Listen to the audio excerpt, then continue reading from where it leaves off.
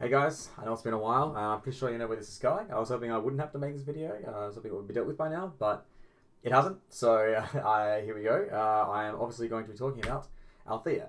Now, the title is a little bit clickbaity. I absolutely do stand by the statement that this needs to be banned. That's not really the main point of the video. The actual point here is to sort of explain exactly why Althea is so unique and game-breaking. Also, when I talk about wind, I do mean wind in general, although the focus is on mono wind and ice wind as the two best options, the two ones that kind of abuse wind's strengths the most. So the big thing about Althea, by the text, it's kind of innocuous. It's only really got one effect, basically. It's pretty much a 2-cost backup that you can't play efficiently turn 1, and its effect is you can tap it to bounce it and one of your characters.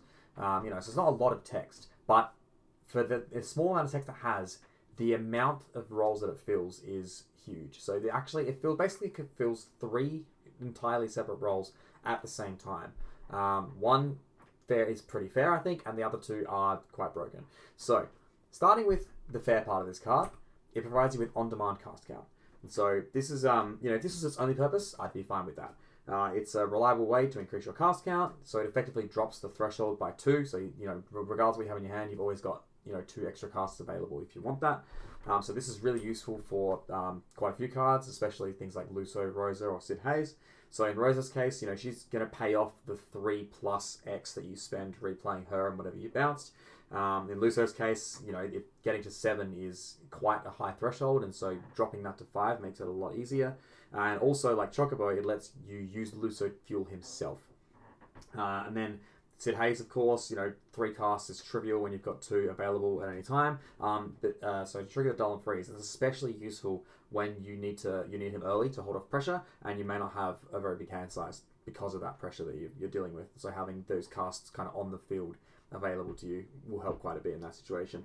And so that's all good. That's casting lots of things and getting extra effects for that. That's kind of Wind's gimmick. That's one of its gimmicks. It's kind of a cool, interesting design. It's a nice sort of way to think about a deck and create interesting lines and think about your sequencing. So I'm all good with that. That's awesome. But that is about where the fair part ends for Althea. So the second of its roles, and the first kind of game-breaking one, is its reliable protection for effectively no investment.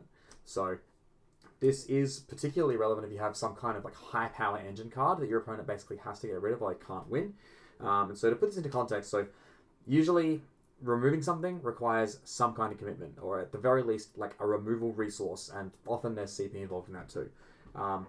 Having Althea available, it only costs 1 CP initially, and it doesn't cost you any resources. And obviously, it's bounced now, so it costs effectively 2 more CP to replay the Althea, and whatever CP the forward you bounce cost, although these days that's usually 0 or better, so it often won't matter. But the real crazy part about this is that there is effectively no counterplay.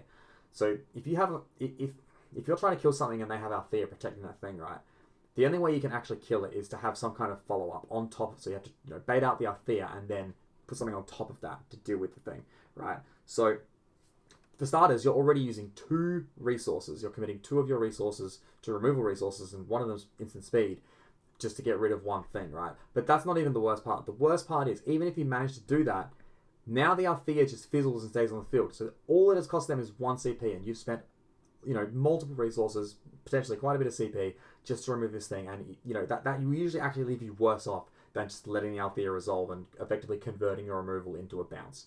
Although, of course, people who play Water will understand that bouncing is a far worse way to get something off the field than actually killing it.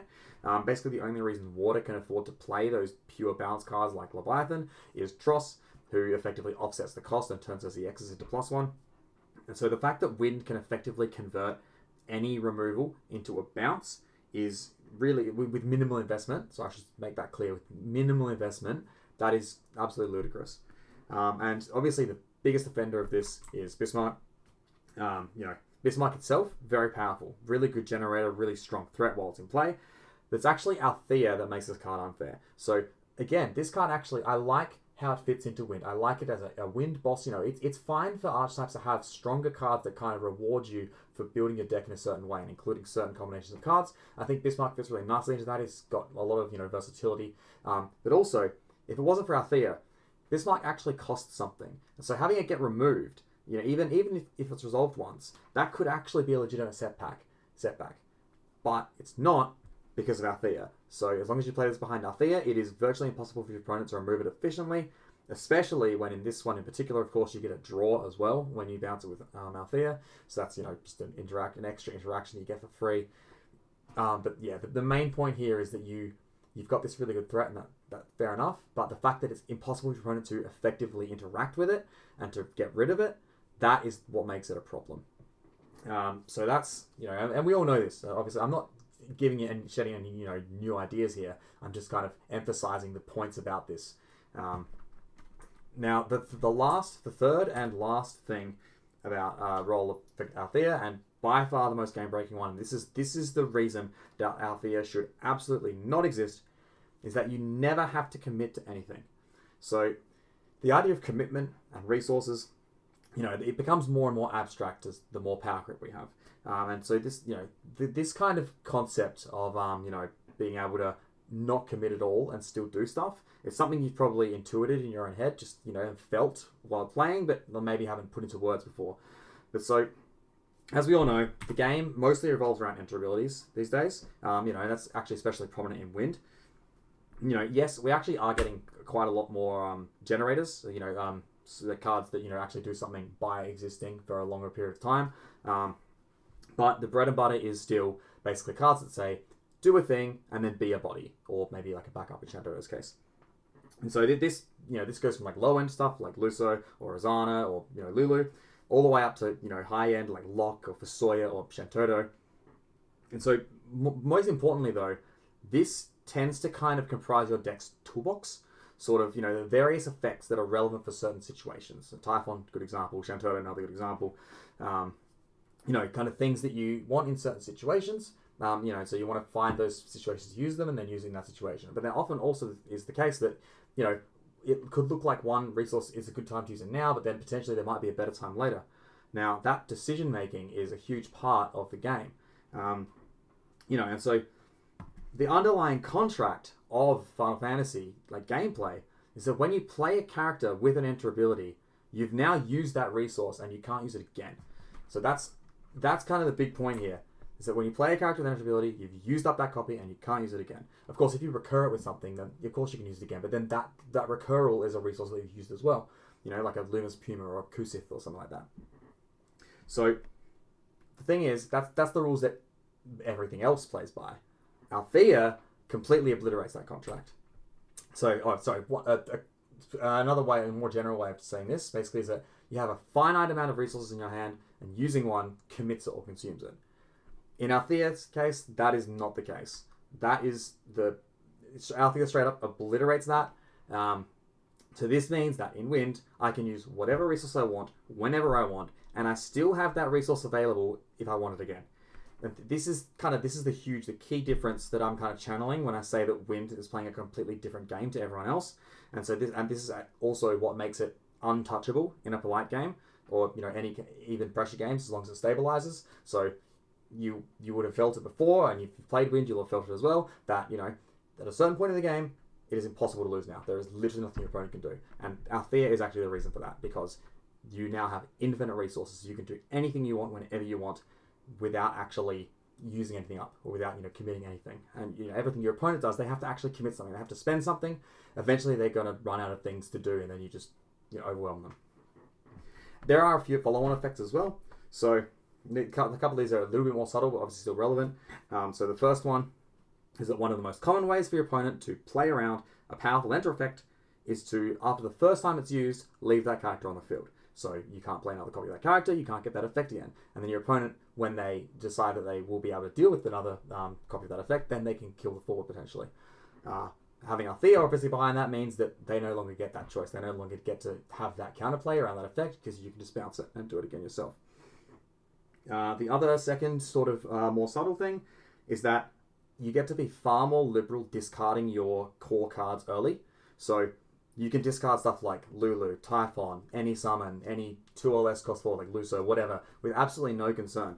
Because as long as you have one of those still in your deck, you have infinite copies. So, as long as there is one Typhon in your deck, you have infinite Typhons. If there's one Lulu in your deck, you have infinite Lulus, which means you have infinite of your summons, which means you have infinite of your 2 or less cost characters because of Asura. So, those copies of your core cards are no longer hyper valuable, and you don't have to sit there making the decision early, especially in something like Wind, which wants to play as many backups as it can as early as it can.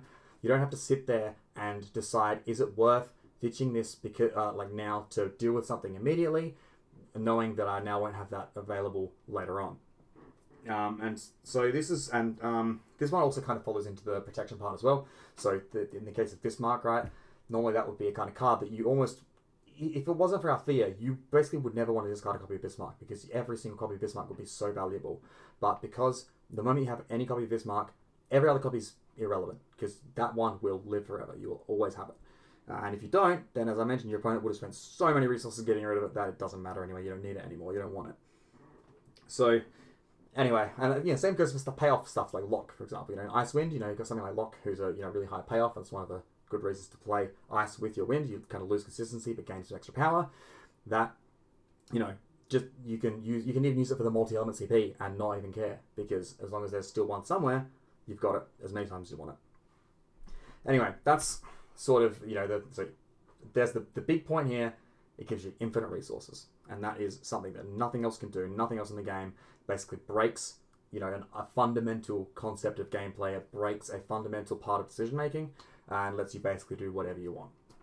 So that's basically the long and short of it. I have a love-hate relationship with this card, because obviously I've played Wind decks for quite a long time now, and Althea is abusing Althea is a huge part of that. But then also I completely understand how much it warps the game and how unfair it is.